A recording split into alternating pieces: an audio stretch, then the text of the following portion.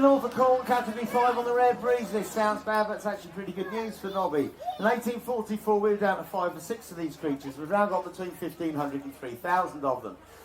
The reason the Rare Breeds Trust was started in the first place by Adam Henson's father is because of the Norfolk Horn. Because in '73, we lost the last purebred Norfolk Horn, and that's where he started the Rare Breeds Trust. So Adam Henson and the Norfolk Horn are what started the Rare Breeds Trust back in '73. Why is he so special around our neck of the woods? Many years ago, we got to realise the rich Europeans, the Spanish, the French, the Portuguese, they used to like to buy our wool, they span it into yarn, they made clothes from it. So we took the wool from our sheep, packed it off to Europe, and off the back of that, we built most of the churches around the country. As you know, because most of you are Norfolk folk, we've got just over 900 churches in Norfolk. And as you also know, the majority of them are built off selling the wool to the Europeans off the back of the Norfolk Horn here. Now, to Nobby's girlfriend. This young lady's one of the most famous, one of the best travelled, and cutest little sheep around. Please give her a round of applause and welcome little Susie. Oh my God, lovely. Good girl. Susie at the South Downs. The one person that made her famous was a guy called Captain Cook. Hopefully we've all heard of him. What you might not have known is when Captain Cook went sailing off around the world bumping into countries, he did take a little friend, a companion with him. That little friend was Susie here. Now we truly hope he only took her for 2 reasons. Firstly, this is the finest wool that can grow in the country. This is the wool that you're going to wear close to your skins because it doesn't itch. And secondly, this young lady simply has some of the sweetest lamb chops in the business. Makes me hungry just looking at it, I'm not going to lie. Get the barbecue started, Barry. Now, because she went off with Captain Cook, she became a worldwide traveller, South America, Australia. In 1772, New Zealand had never seen a sheep. No indigenous sheep in New Zealand. That's the first sheep that made it to New Zealand back in 1773 when Cook turned up. So this is where the New Zealand sheep trade started, way back then. 250 years ago, Nobby met Susie for the first time. Their eyes met across a cloverfield field at sunset. And after a 5-mile chase, the story goes that Susie gave up. And the result of that is #1 sheep on the planet today. Please welcome Sammy! Read your name. Read your name. No, read your name. Come on, look. No, read your name, look. Like that. They're not that bright across the border, are they? They're better at numbers. Now, Sammy the Suffolk. #1 sheep on the planet today. Dad nearly went extinct. Why is that? Quite simply, the boy did the job a lot better. Now, Sammy here is very different from his mum, as you can see. She's short, petite, he's big and bold. The one good thing this young man has taken off his mum is the quality of meat. From his dad to Norfolk, he's taken the black face, the black legs. The only other thing he's taken from his dad is this size of carcass. With enlarged Susie. More chops, more meat, more money for the farmer. Now, you don't often hear good things out of a Norfolk boy's mouth about a Suffolk boy, but he is a bit of a hero of mine. He has a very, very special job on the farm, this young man. He's what's classed as a terminal sire. Now, if you don't know what that is, kids, it's just a fantastic job for us fellas. 6 months of the year, me and the boys and girls, they travel the country doing this show. The end of the season, this lucky young man's got 42 girlfriends back at the farm. He gets 2 or 3 weeks with them, he then gets the rest of the year off. That's not a bad existence, is it, fellas? You take that with you. So there we go, #1 sheep on the planet today, and Dad nearly went extinct, but now doing really well. Now, my next young lady is the first of the hill breeds. Let's just pop the music on. She's one of the best all-rounders we've got in this country. Please give a warm round of applause and welcome all the way from Leicester. Where are you, my lovely? Here she comes, little Belinda. Easy, easy, easy, good girl. Belinda the Blueface Leicester, one of the best all-rounders we've got in this country. She gives us everything in our sheep that we want, and she does it well. First of all, she gives us the most fantastic fleece. They make high-quality garments out of the Leicester fleece. It's got a lot of lustre. About £5, £5.50 a kilo to buy. Average price of wool across the board right now is 65 pence a kilo. Secondly, I'm not going to lie to you, the Leicester they do taste pretty good. But the most important thing about this young lady is she produces a lot of milk, so she makes a fantastic mother. Just as many sheep being milked in the world today as there are cows. Only really us in the Western world drinking mainly cow's milk. The rest of the world is drinking a mixture of goat, sheep and cow's milk. Now, if you've ever tried goat's milk and you don't much like the taste of it, I do not disagree with you. I'm not very keen on it myself. I think it tastes a little bit like you might be licking your goat, but there you are. Sheep's milk is a completely different story. It's higher in protein than cow's milk. Hang on, head down, good lad. Higher in protein than cow's milk. It's higher in calcium than cow's milk. It's got traces of zinc, ladies, which we all know is good for the skin. It's my birthday last Tuesday and I turned 72. Swear by this stuff, I really do. So there you go, Blue-faced Leicester.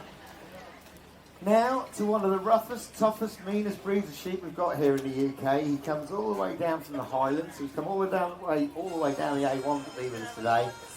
Please give him a warm round of applause and welcome from Glencoe. Hello. Little Dougal! Up there, there you go, my man. Dougal, a Scottish blackface. His name suggests he comes from Scotland. He actually comes from the Highlands of Scotland. Glencoe in Venesson up there. He's one of the roughest, toughest, meanest breed of sheep we've got. We only have to bring him off the hills once or twice a year, give him a haircut, trim his toes a couple of times, pretty much going to look after himself the rest of the year. Dougal's fleece is one of the few fleeces that Australia and New Zealand are importing for the production of carpets. Very strong, very fibrous fleece, so years after you bought your carpet, you're going to get that lovely spring back that you all like, unlike those synthetic fibres which give up the ghost really quite quickly. So there we go, one of the roughest, toughest, meanest breeds of sheep we've got here in the UK.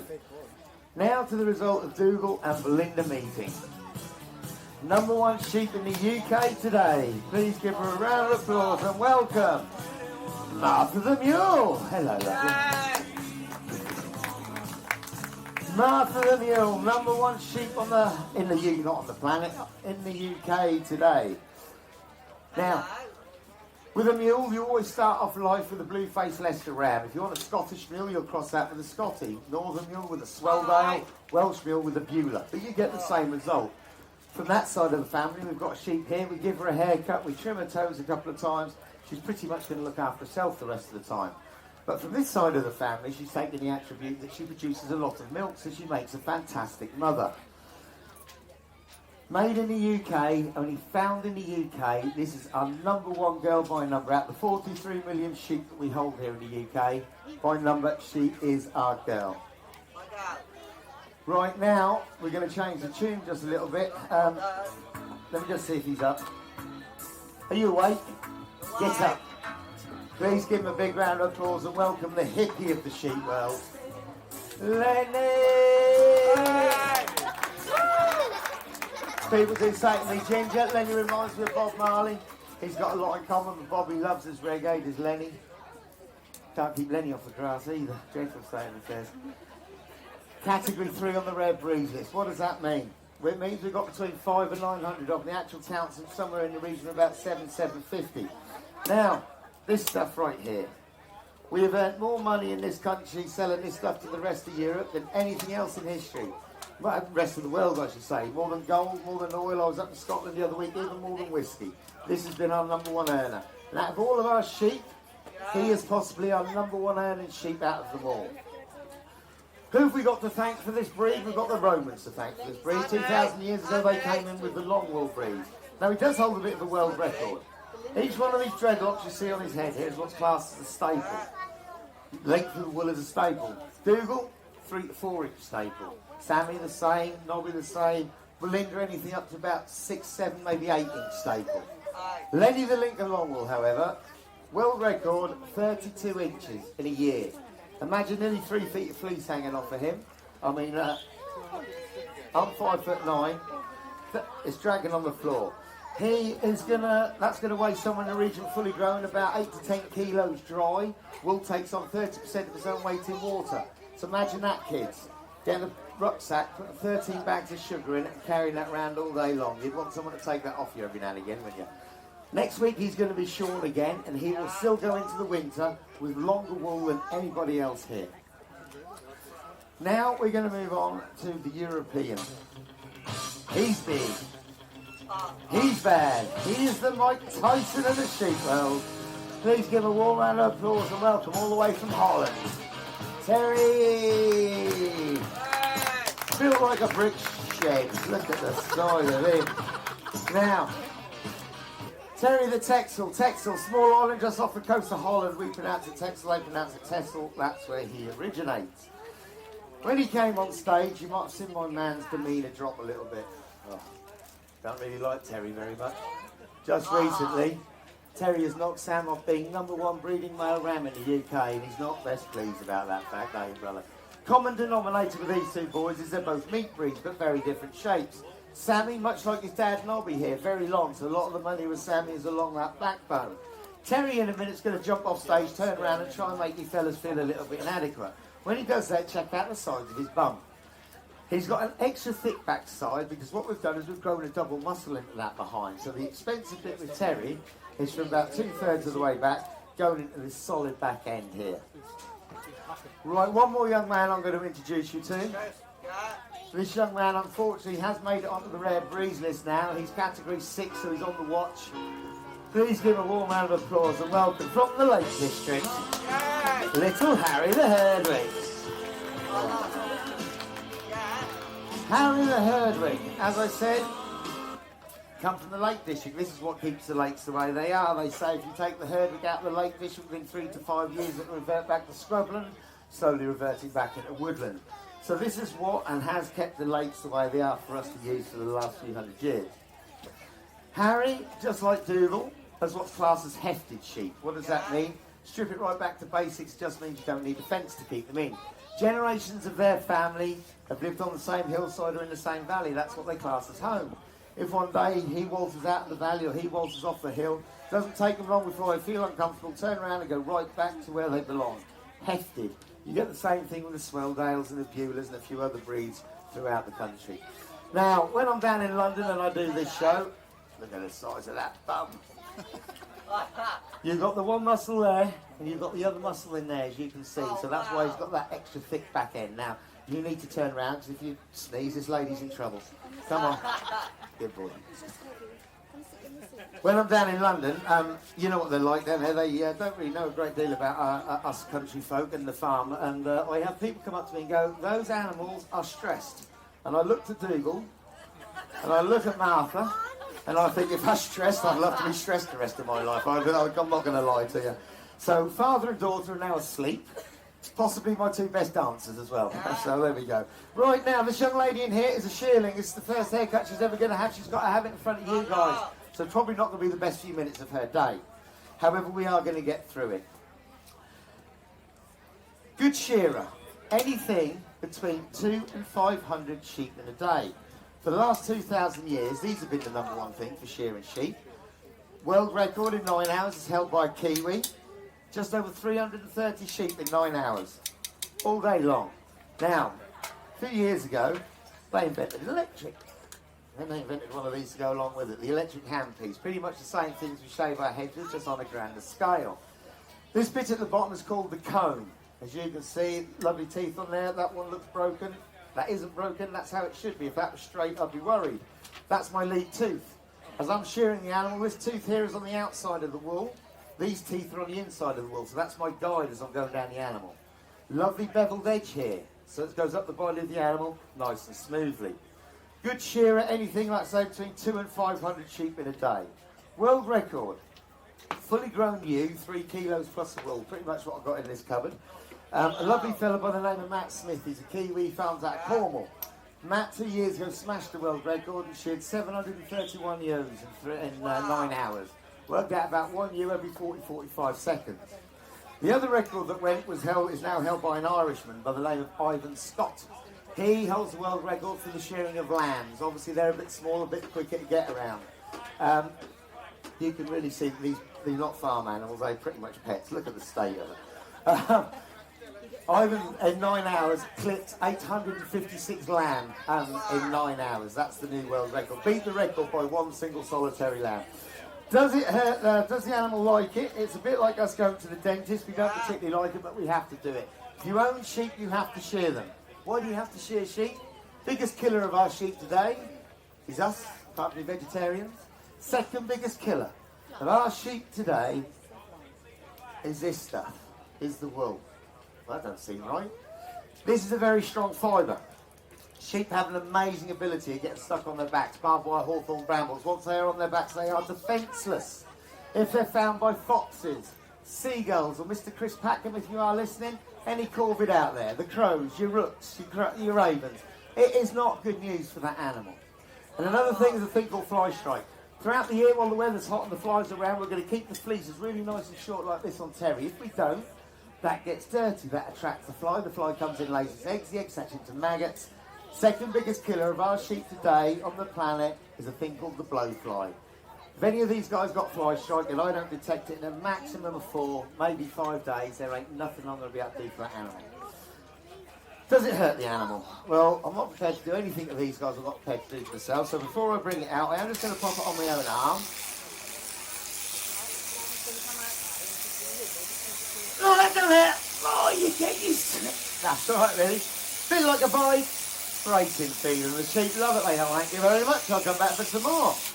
Now, kids, health and safety is wound up just a little bit tight in this country, as your mums and dads are going to tell you as you get older. This is no different.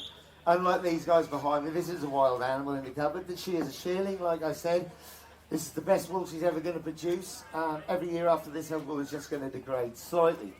Now, I'm going to open this door. Wild sheep's going to come busting out the cupboard. If I lose it, I did tell you. Top banana.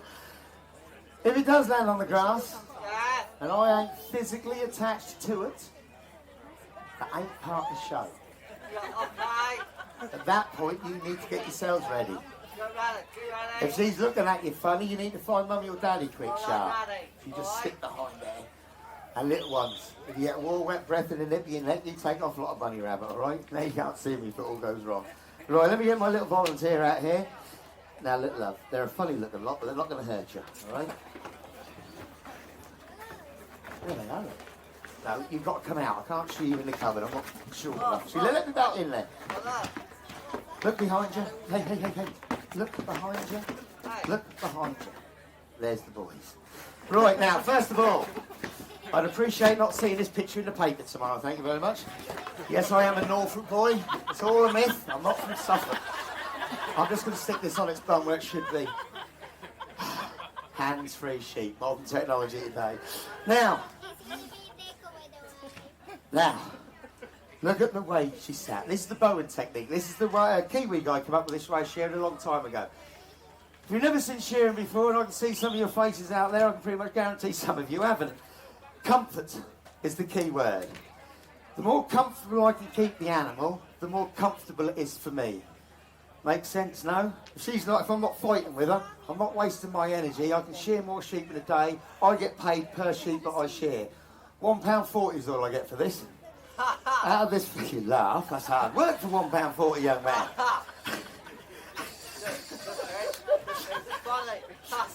Yeah, I know what you mean. You know, what an idiot. I gave up chefing for this. Yeah. Bless your heart.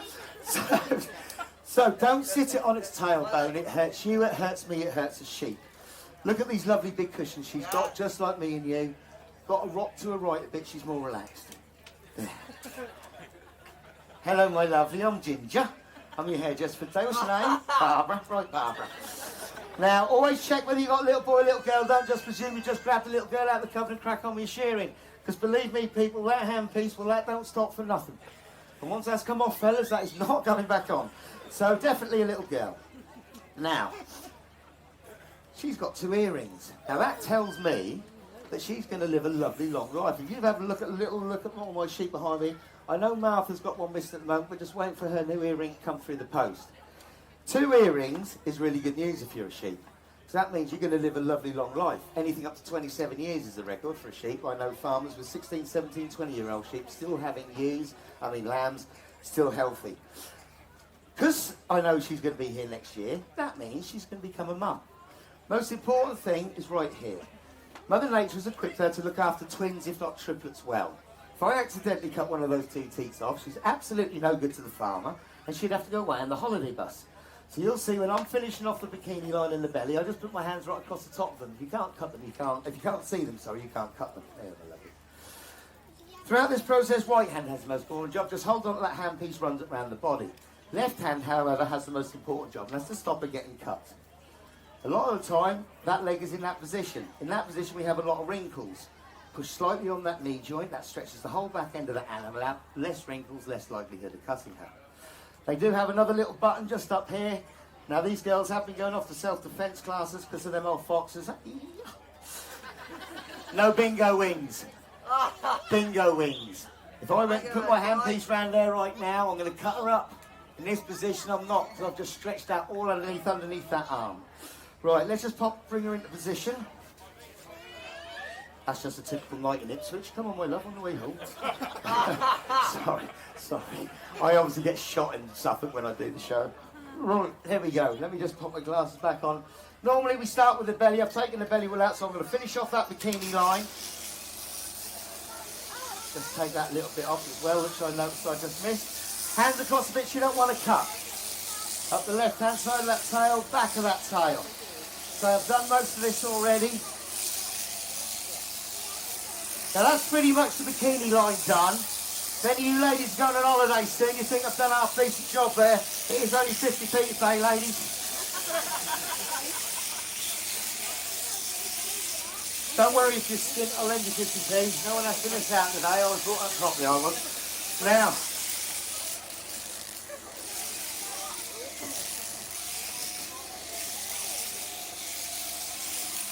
that's pretty much a quarter of her done already. We'll step up into the neck.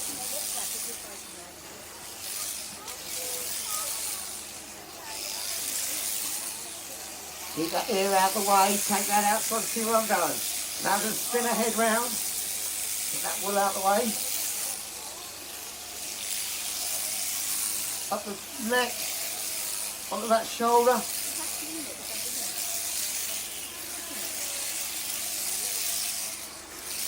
Most important part of this animal is right there underneath that underarm. You must make sure you get all of this fleece out of there. The last thing you want to do is put her back in the paddock looking too European. You need to tidy it up nicely.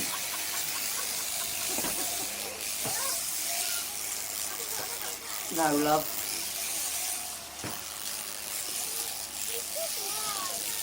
Oh, there we go.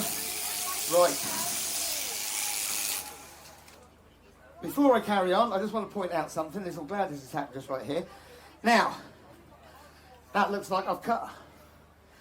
As you see how round that is, I have just taken off an abscess right there, which means now I've got hands on with this animal. That abscess is off, I can treat that. She's no longer going to get blood poisoning, just like we would get. So every year we also get hands on with our animals, so we can find things like this. And unfortunately for her, obviously we can't see underneath that skin, or underneath that fleece. It's there just like us as a bump. I've only just seen that. That's why I've stopped, because I don't want you thinking I've cut her. That has been an abscess on me. You can see by how perfectly round that is. Now I'm going to carry on. I'm going to give you some blue spray in a little while. It look like the Millwall fans got hold of you. So, all the way up the neck, big long blows. All the way up. The shearer can really see he's making some progress. A little bit of tidying up just there. One more, and then one more if you can get it right up the back. Now we're going to spin that head. I'm going to stick that head between my legs. And when you're shearing Nobby or Dougal, you pray they don't sneeze about now, otherwise it all goes wrong pretty quick. Good girl. Stretch out them bingo wings.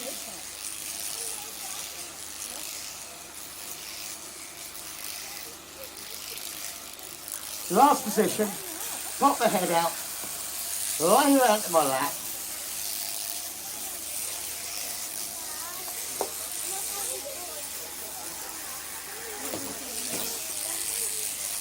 Not happening, love. Will you please sit there? I'll need 2 more blows. 1 and 2. There goes the glasses. I can't hear anything. Who wants to see a naked sheep? And there we go. Hope you get my lovely. And there we go. And as you can see, I'm going to stand her up so you can see. I'm not going to try and hide it in any way, shape or form. See how perfectly round that is? And how they clean that is underneath. That was an abscess. That isn't me cutting her. Right. I am now going to pop you back in here. Come on, looks like it's not an oven. My word. And I'm going to shut that. Now, shearer's job is done. When are they going to make this a winter sport? That's what I want to know. You sheep farmers know what I'm on about. No, that's the shearer's job done. He'll have now grabbed his next sheep. He'll be cracking on with that. South Africa, Australia, New Zealand, Canada, America, they're either called shed hands or rousies. Here in the UK, we call them agricultural wool technicians. There you go, work out one out for yourself. Now, where are we? That's our little fleece. Flick the fleece out. Oh, wrong way. Like so. It's right, that is a dirty blanket, but it is. Roll it up nice and tightly, and that'll go off for grading. The bits that came off around the bikini line goes off for felt production. Felt tip pens, fuzzy felt, piano hammers and such like. Ooh. Belinda, Susie, Lenny, their wool's going to end up as clothing. Harry, and my little friend who's asleep here, their wool will end up as carpets. Sammy, Terry, possibly Martha, their wool will end up as insulation. If not in our houses, most of our aeroplanes today are stuffed full of sheep's wool for two reasons. Firstly, excuse me, it's the best insulation we've got. Keeps us warm way up there in the sky. And the other reason British Aerospace use it is for this reason.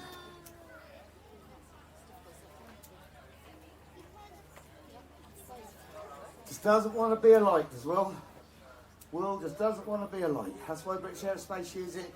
That's why I ask you why the government aren't using it. Unacceptably, there's still over 200 tower blocks unsafe in this country, in the UK. That's without our hospitals, that's without, more importantly for me, because I've got 6.5-year-old, our schools, which our kids are growing up in.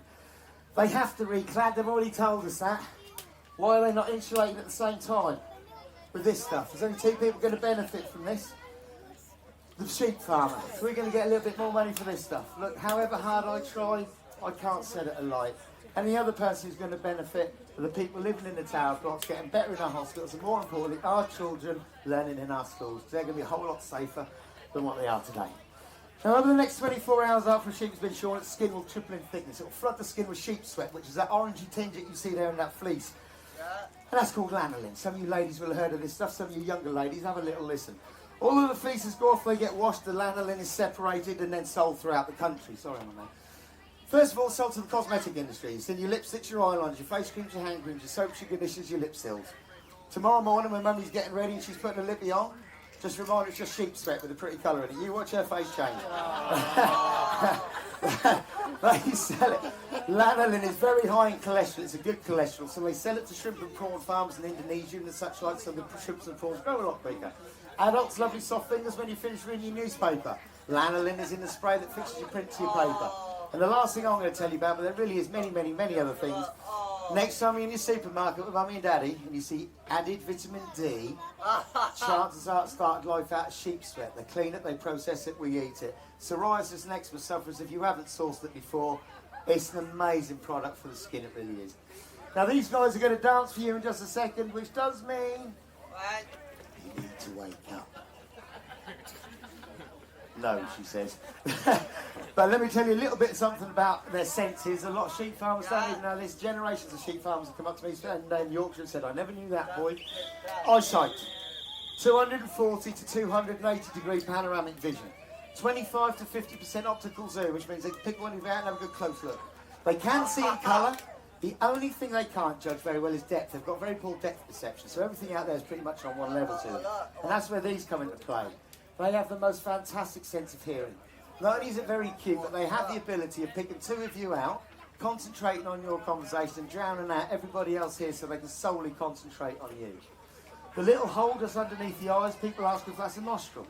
There and there, that's a scent gland. One on either side of the face, one on each tooth. When the girls are in season, they'll walk around the paddock, they'll leave a lovely smell down. The boys can smell that smell and figure out which girls need marrying on that particular night. And their sense of smell. It has been said that sheep breeds in the deserts can actually smell water. There's no point living in the desert and heading north if all your water is that she loves that. Oh, is that nice? Oh, she said, yeah, there it is, there it is. Right, now. Right, well, shall we get dancing in a minute? Yeah. Well, you were dancing the other day. Are you a Palace fan? Yeah. You actually won a game. Yeah. Keeps us warm in the winter. If you wear it on a day like today on its own, it's going to keep you cool, because that's what wool does. It insulates you from the heat, it insulates you from the cold. If your kids or yourself suffer from respiratory problems such as asthma and bits and pieces like this, and it's set off by dust mites and bed mites, woolen bedding. Dust mites do not live on wool, mites do not live on wool, it's hypoallergenic. Health-wise, there ain't nothing better for you or your kids than this stuff right here. A woolen duvet will keep them cool tonight. In my mind, just my own personal opinion, but the most important thing about these guys for me is the milk. Can you turn around? The other end is not a lot better looking, but it is. Yeah, that's a good lad. I'm going to talk about this young lady when I talk about the milk, because she produces the most here. Sheep's milk. I'm starting off my own little dairy next year, so I'm quite passionate about this. 10 litres of cow's milk is going to make you roughly a kilo of cheese. I'm not dissing cow's milk, because I eat cheddar every day of my life. However, 10 litres of sheep's milk is going to make you between 5 and 6 kilos of cheese, because the amount of fats and proteins in this wonderful, wonderful product. You might be eating it already and you didn't even know. Feta, ewe's milk. The famous Spanish cheese Manchego is ewe's milk. The famous French cheese Roquefort is ewe's milk. The famous Norfolk cheese, the very best cheese on the planet in my mind, and if Mr. or Mrs. Whiten are out there listening to me, I do mean this, White Lady. It's a Norfolk brie and it is phenomenal. It is the best cheese I've ever come across, and it's made right here in Norfolk. And here, one last thing, tub of yoghurt in the supermarket. It's about yay big. It's got a black label. It's called Woodlands. It's a ewe's milk yoghurt. If you don't get on with the goat's milk yoghurt because of the taste of it, try it. It's an absolute game changer. And the other difference between goats and sheep is goats don't dance. Quite simple, sheep do. Now, we do start right up the other end with little Harry. He is my choreographer. He's a little bit of a fan of Shawaddy Waddy. Little ones are now looking at me going, what on earth are you on about? So if he gets it right, and I'm not going to lie, today we've had 2 shows so far and he has yet to dance. I think he's just when he gets to what he turns off, but you're going to get a little bit of this out of him, a little bit of the Shawaddy Waddy move, and he's going to start going, but he kicks it all off. However,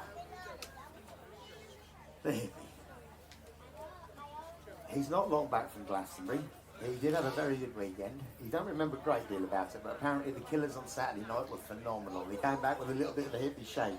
Dougal is a little bit of a headbanger, possibly one of the best dancing sheep on this planet. Sammy? Well, Sammy, he is from Suffolk. Now, Nobby's from Norfolk, and you're going to get a little bit of a Norfolk too. So I have been trying to train this sheep to dance now for 3 years. And everything I try to find, but he's such a lovely animal, I can't get rid of him. So he's just here to look good, really. Nobby's going to do a little bit of the Norfolk two-step. Susie literally is here just to look cute. Now this young lady, however, you're going to get a lovely little leg extension out of Martha. Out of Belinda. And if she can wake up and if she can be bothered to entertain anybody today, you're going to get the same out of her. They're going to go and give it off in stereo. Hi, mate. And this young man on the end here, well, he is the Phil Mitchell of the sheep world. If your name's not down, you ain't coming on stage. And I think you find throughout the show he does his job very well. Possibly the worst dancing sheep on the planet today. All he can do is wag his tail when I get to, because he gets very excited about the fact he's going to get some food. I really need you to wake up for this last show. I have just told him that you're possibly one of the best dancing sheep on the planet. Fantastic. Right. He said, I don't understand what you're saying, mate. I don't understand you. So who doesn't love to dance? So we all love to dance. It keeps you happy, keeps you fit, and best of all, it doesn't cost you a penny if you don't want it to. When the music comes on, you watch them bust into action. Martha, there don't look like a lot of busting going on right now, love. Here we go. Let's see where we go with this. Did you see it? Yeah. Unfortunately, it's not that easy. We do need you to wake up, my man. Hang on, let me just do this before we get going. There we go. You can get up properly now. You're all good. You're all good.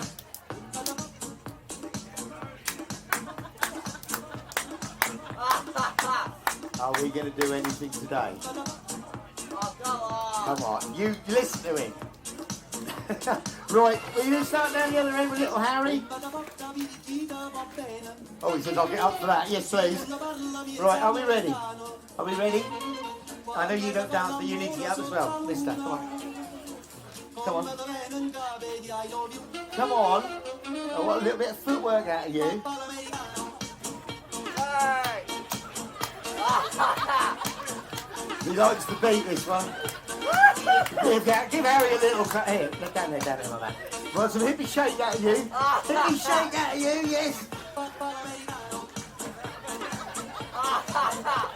I'm going to let you have that. Give a little bit more, my man. That's what you get when you live life in the Highlands. You're always on the edge. Give him a massive round of applause. Good lad. Sammy is from Stafford. Come on. Come on. And the other one. And the other one. This one. Not that. This one. This one. One more then. Good lad. I'm going to let you have that. Susie's looking cute. In. Out. And in. And out. No, in all the way. In all the way. You as well. Come on, look. If you do it together, I promise them you do it together. As soon as I feed this one, you watch this one start. Are you gonna... That's rubbish. Don't give her a clap. That is rubbish today. Sorry about that, guys. Terry has done his job very well. He hasn't let anybody on stage. I do thank you very much for listening to me. You let me down, you did. Thank you very much for listening to me. I hope you've learned a little something about sheep today. Enjoy the rest of your day. If you're on your way home, safe journeys home, everybody. Thank you very much indeed.